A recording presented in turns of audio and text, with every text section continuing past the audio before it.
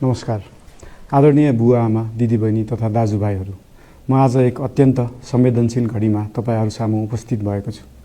केही दिन अघि सुनसरीको देवानगञ्ज, सिराहा लगायतका स्थानमा भएको दुःखद घटना र त्यसपछि केही जिल्लाहरूमा उत्पन्न अशान्त वातावरणलाई लिएर नेपाल सरकार पूर्ण रूपमा गम्भीर र संवेदनशील छ।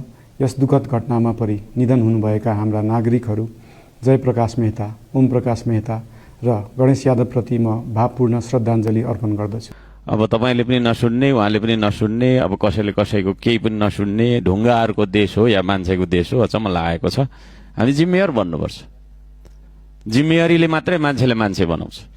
हामी मान्छे बन्नका लागि तपाईँको चाहिँ भात खाएर होइन, टाई सुट लाएर राम्रो लुगा लगाएर हिँड्दैमा होइन, चिल्लो चाप्लो गाडी चढेर चाहिँ ठुला घरमा बस्दैमा हामी मान्छे बन्दैनौँ। हाम्रो नैतिकता हुनु जरुरी छ, जवाफदेहिता हुनु जरुरी छ। यो दुनियाँमा काम बिगार्नुको सट्टोमा सक्दिन भन्नु पाइन्छ। यति प्रधानमन्त्रीज्यूले अथवा अहिलेको सरकारले देश चलाउन नसक्ने अवस्था हो भने हात हराइ हुन्छ।